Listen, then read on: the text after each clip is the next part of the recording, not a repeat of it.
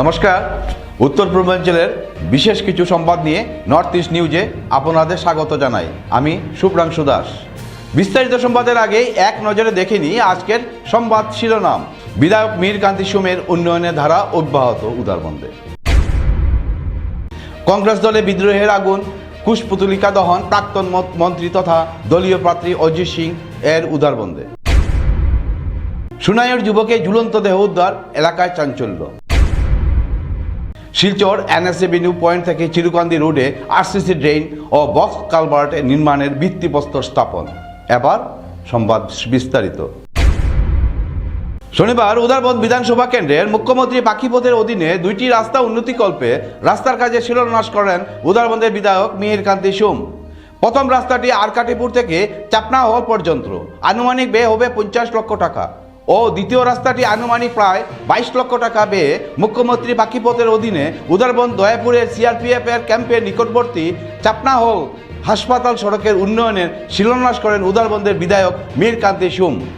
সঙ্গে উপস্থিত ছিলেন বরাদ্দপ্রাপ্ত ঠিকাদার ও ইঞ্জিনিয়ার। দুটি রাস্তার উন্নয়নের খবর পেয়ে এলাকার জনগণ খুশি হয়ে এলাকায় জড়ো হন। নর্থ ইস্ট নিউজের প্রতিনিধি রাজুদের প্রতিবেদন।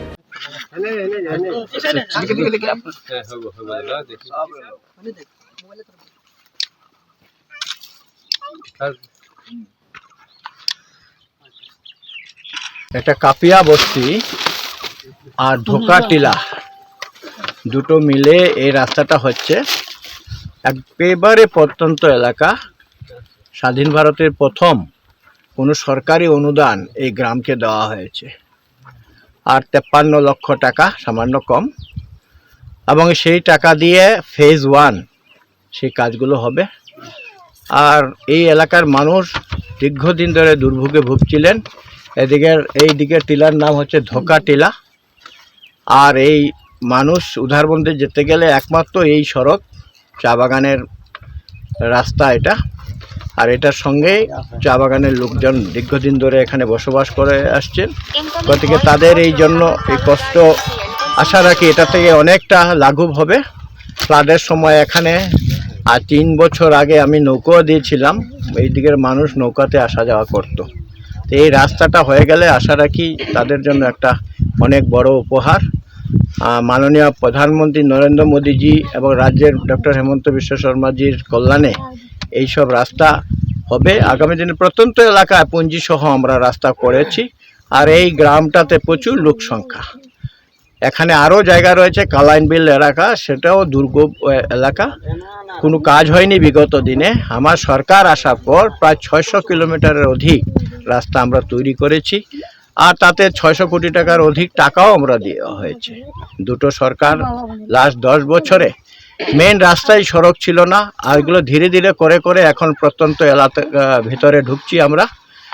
আর গতিকে এই এলাকার মানুষ আগামী দিনে একটা ভালো রাস্তা পাবে। আর আমরা ফেজ 1, ফেজ 2, ফেজ 3 করে করে আমরা এই রাস্তাগুলো কমপ্লিট করব। এই রাস্তাটা কত মিটারের হবে?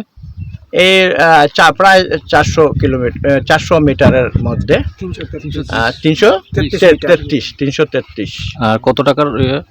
আর 53, প্রায় সামান্য টাকা কম, 53 লক্ষ টাকা এটার দেওয়া হয়েছে। এটাই তো না? 330 মিটার আর 3 মিটারই রাস্তা হবে। 80 mm আপনার ব্লক থাকবে। আর এটাতে একটা 2x2 একটা বক্স কালভার্টও আছে। 600 মিটার ডায়ামিটার হুক পাইপ আছে 3টে। গতিকে এইটা 330 মিটার কভার করবে। আর 330 মিটার গেলে মোটামুটি একটা যেখানে বেশি দুর্গম এলাকা ছিল সেটাকে কভার হবে। পরে গ্রামের সঙ্গে আবার লিঙ্ক করতে হবে ফেজ অনুযায়ী।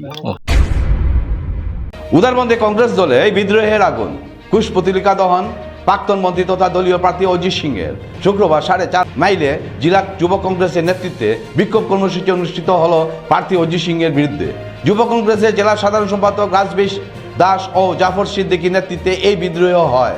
প্রথমে সবাই অজিত সিং এর ব্যাগ, সোনিয়া গান্ধী জিন্দাবাদ, রাহুল গান্ধী জিন্দাবাদ ধ্বনি দিতে থাকেন যুব কংগ্রেস কর্মীরা। তাদের স্পষ্ট বক্তব্য, যুব কংগ্রেসের উপযুক্ত প্রার্থী থাকতে 2বারে পরাজিত প্রার্থীকে পুনরায় কেন দলীয় টিকিট দলীয় নেতৃত্বে দেওয়া হয়।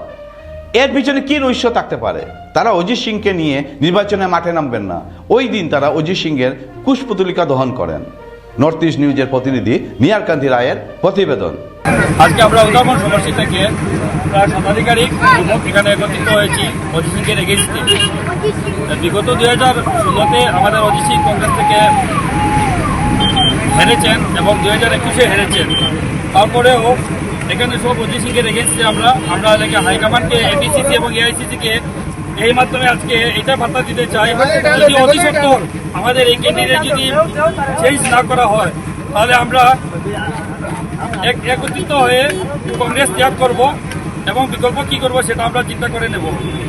আর আরেকটা কথা হচ্ছে অজিত সিং 2021-এ যখন আমাদের সবাই জানা আছে ইভিএম কাণ্ড নিয়ে, তখন আমরা সবাই এলাকা এখানে কংগ্রেস কর্মীরা অনেক প্রবলেম হয়েছে, আমাদের অনেক আমরা লেগিয়া ভুক্তভোগী হয়েছে, তখন অজিত সিংকে পাশে দেখা যায়নি। তারপর লেগিয়া এখানে এলাকা করোনা মহামারীতে অজিত সিংকে দেখা যায়নি। ফ্লাড উদারবন্দের এত অঞ্চলে ফ্লাড এফেক্টেড এরিয়া, তখন অজিত সিংকে দেখা যায়নি। 2025-এ উনি বসন্তের কুকিলের মতো মাঠে নেমেছেন। তো আমরা এটাই বলতে চাই, আমরা অজিত সিংকে মানছি না, আর নেক্সটে কোনো মানবো না। অজিত সিং হয়। কাছাড় জেলায় সুনাই সমষ্টির শহীদপুর চতুর্থ খণ্ডে এক যুবকের ঝুলন্ত দেহ উদ্ধারের ঘটনায় এলাকায় চাঞ্চল্যের সৃষ্টি হয়েছে। শনিবার ভোরে এলাকার বাসিন্দা অজিউদ্দিন লস্করের পুত্র আনোয়ার হোসেন লস্কর বয়স 26 এর মৃতদেহ বাড়ির পাশে একটি গাছ থেকে ঝুলন্ত অবস্থায় উদ্ধার হয়।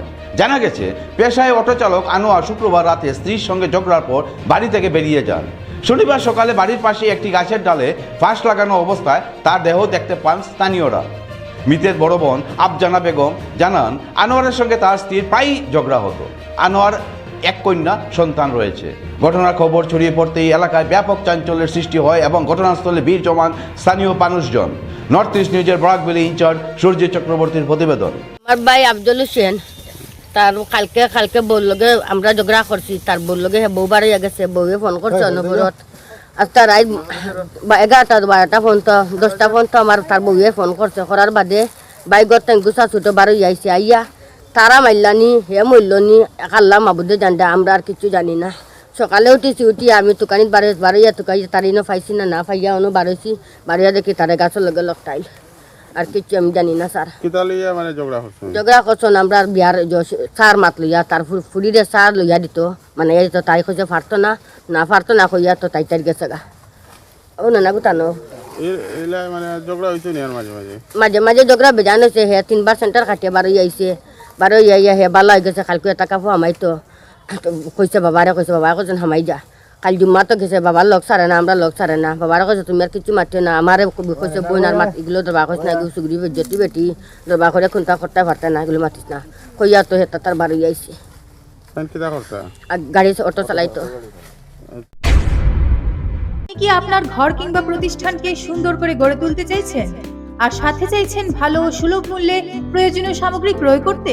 তাহলে দ্বিতীয়বার না ভেবে আজই চলে আসুন শিলচরের দাসকলোনিতে অবস্থিত ঋতুরাজ ট্রেডিং কোম্পানি অথবা সোনাই রোডের খালেদ ভবনের বিপরীতে বাইক সেন্টারের পাশে সমীক্ষা ট্রেডিং কোম্পানি। এই উভয় স্থানে tiles, sanitary items, chimney, water purifier, CPVC, uPVC, PVC items, ডোর উডেন, সিনটেক্স সহ অনেক বিখ্যাত ব্র্যান্ডের সামগ্রী সুলভ মূল্যে পাওয়া যায়। আপনারা আসুন, যাচাই করুন ও ঘরকে সুন্দর করে গড়ে তুলুন। বিশদ বিবরণের জন্য যোগাযোগ করুন 9401432969 ও 6377990269 নম্বরে। ধন্যবাদ। শিলচর এনএস এভিনিউ পয়েন্ট থেকে চিরুকান্দি রোডে আরসিসি ড্রেন ও বক্স কালভার্ট নির্মাণের ভিত্তিপ্রস্তর স্থাপন করা হয়। শনিবার শিলচর হাইলাকান্দি রোডে এনএস এভিনিউ পয়েন্ট থেকে চিরুকান্দি রোডে 554.78 লক্ষ টাকা ড্রেন ও 5x5 মিটারের 2টি বক্স কালভার্টের ভিত্তিপ্রস্তর স্থাপন করেন রাজ্যসভার সাংসদ কোনার প্রকাশিত ও বিধায়ক দীপায়ন চক্রবর্তী। বক্তব্য রাখতে গিয়ে সাংসদ কোনার প্রকাশিত ও বিধায়ক দীপায়ন চক্রবর্তী সরকারের বিভিন্ন উন্নয়নমূলক কাজের কথা তুলে ধরেন এবং বিজেপি সরকারের আগামী দিনে জনগণের জন্য বিভিন্ন প্রকল্প হাতে নেবেন। এদিন অনুষ্ঠানে উপস্থিত ছিলেন বিজেপি কাছাড় জেলা সভাপতি রূপল সাহা, এসডিও মোহিত রঞ্জন দাস সহ অন্যান্যরা। নর্থ ইস্ট নিউজের বরাকবেলি ইনচার্জ সুরজিৎ চক্রবর্তীর প্রতিবেদন। সর্বভারতীয় স্তরের কোন প্রকল্প স্বাদ শিলচর পেয়েছিল এবং সেটা হচ্ছে মহাসড়ক। শিলচরকে জোড়া হয়েছিল। এবং মহাসড়ক যখন ঘোষণা হয়েছিল, আমরা এও লক্ষ্য করেছি যে কংগ্রেসের বন্ধুরা তখন সেটাকে মহা ধাপ্পা বলেও তারা কটূক্তি করেছিলেন। আজকের দিনে যখন এখান থেকে হাফলং যেতে যখন 1.5 ঘন্টা আমরা যাই, সেটা শুধু ভারতীয় জনতা পার্টির কার্যকর্তারা এই রাস্তায় চলাচল করেন না, কংগ্রেসী যারা তখন মহা ধাপ্পা বলেছিলেন তারাও এই রাস্তায় চলাফেরা করেন। বিরোধিতার জন্য বিরোধিতা করা, সরকারের পলিসির বিরোধিতা করুন, কনস্ট্রাকটিভ বিরোধিতা করুন, কিন্তু যে বিরোধিতা সাধারণ মানুষের স্বার্থের পরিপন্থী হয়, সেই বিরোধিতা করার অর্থ হচ্ছে যে জনসাধারণের বিপক্ষে গিয়ে আপনি জনসাধারণের স্বার্থের পরিপন্থী আপনি কাজ করছেন, যেটা কোনো জনপ্রতিনিধি বা সমাজকর্মীর মানায় না। আমরা লক্ষ্য করেছি মহাসড়ক 2004-এ শুরু হয়েছিল, বিগত সময়ের মধ্যে কংগ্রেসের সরকার ছিল এবং সেই সরকার যাতে মহাসড়কের কাজ ঠিকভাবে না হয় তার জন্য নানা ধরনের কাজ করেছিল।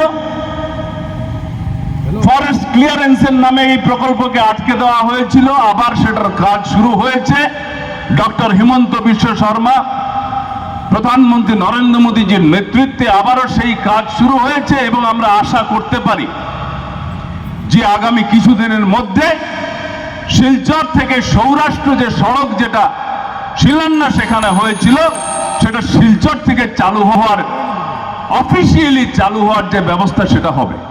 বন্ধুগণ, শিলচরকে বিভিন্ন সময় বিভিন্ন রাজনৈতিক ব্যক্তিত্ব শাসন করেছেন।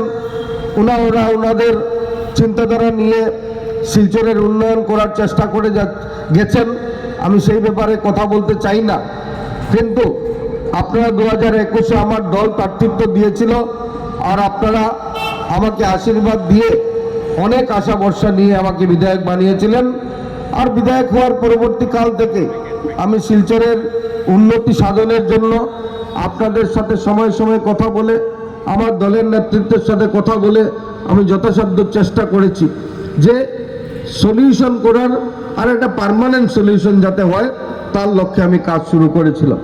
সেটা ট্রাফিক কনজেশনের ব্যাপারে রাস্তা বড় করা হোক, সেটা জমাজলের নিষ্কাশনের ব্যাপারে নালা খালকে দখলমুক্ত করে বোথ সাইড গার্ডওয়াল কনস্ট্রাকশন করা হোক, বা বিভিন্নভাবে আমাদের এডুকেশনাল ইনস্টিটিউটগুলো যেগুলো পুরনো ভগ্নদশায় ছিল, এই পুরনো ভগ্নদশা এডুকেশনাল ইনস্টিটিউটের ইনফ্রাস্ট্রাকচার ডেভেলপমেন্ট হোক, সেটা স্বচ্ছ শিলচর গড়ে তোলার লক্ষ্যে বিগত দিনে পৌরসভা যে কাজগুলো করতে পারেনি, অস্বচ্ছতার পরিবেশ ছিল, সেটাকে সরিয়ে দিয়ে একটা স্বচ্ছতা আনার আমি চেষ্টা করে গেছি।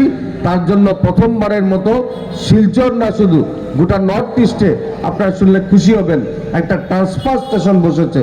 এই ট্রান্সফার স্টেশনটা আচার কলেজের পাশে ASLRM এর যে সেন্টার রয়েছে, এই সেন্টারে আমরা বসিয়েছি। এটা আমার প্রপোজাল ছিল।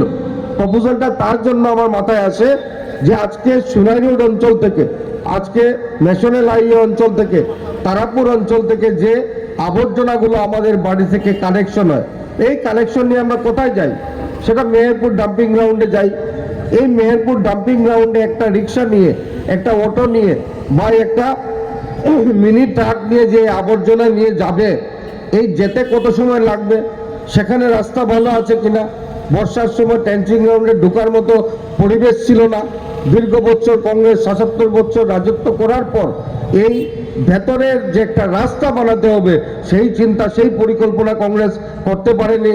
তার জন্য বর্ষার সময় এই গাড়িগুলো গিয়ে সেখানে আবদ্ধ হতো।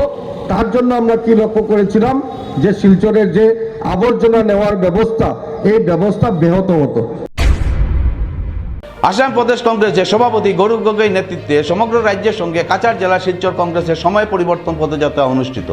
শনিবার শিলচর জেলা কংগ্রেস কর্মীরা গৌরব গগৈর নেতৃত্বে নরসিংতলা ময়দান থেকে কয়েক হাজার কংগ্রেস কর্মীদের সঙ্গে নিয়ে কংগ্রেসের সময় পরিবর্তন পদযাত্রা বের করেন শিলচর শহরে।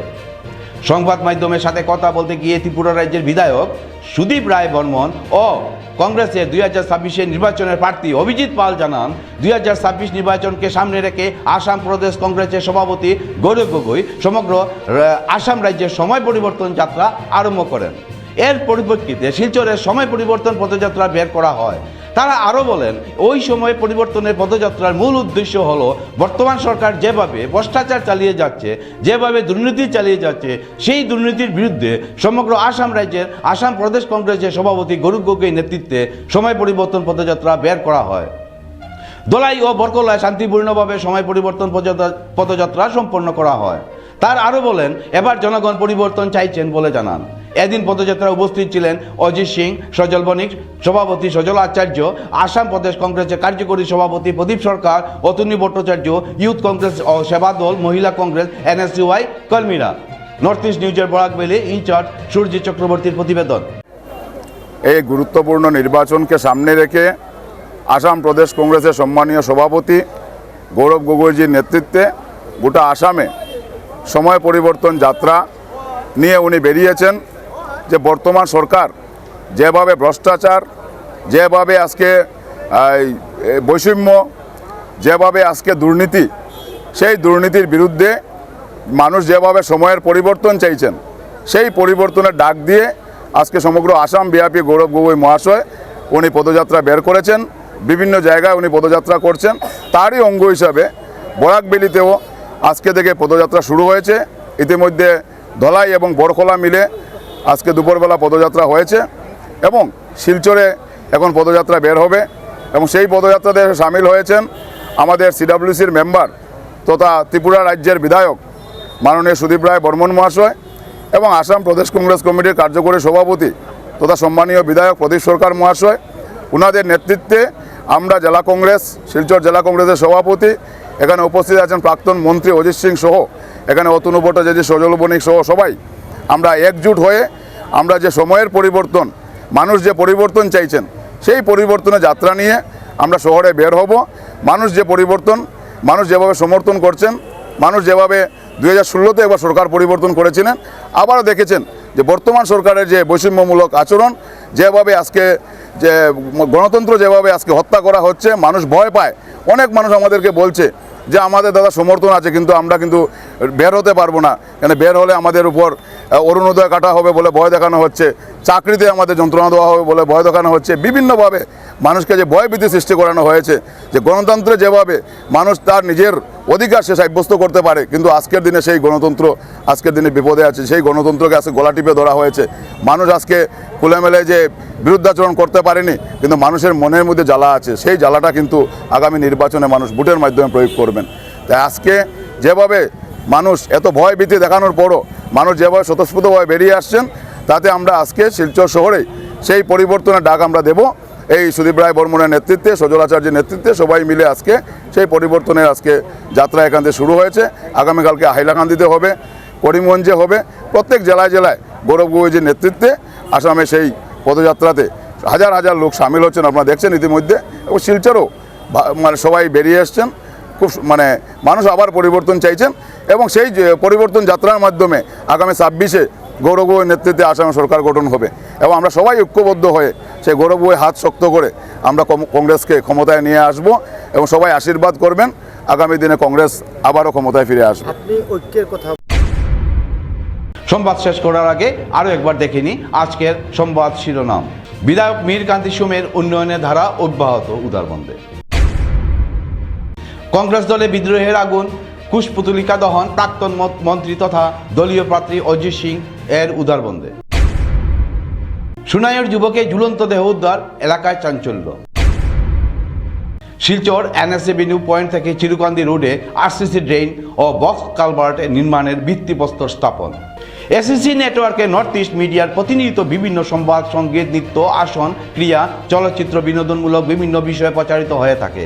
তাই সদা সর্বদা ভারতের উত্তর পূর্বাঞ্চলের পাশাপাশি অন্যান্য স্থানের বিশেষ কিছু খবরের জন্য দেখতে থাকুন নর্থ ইস্ট নিউজ। ধন্যবাদ।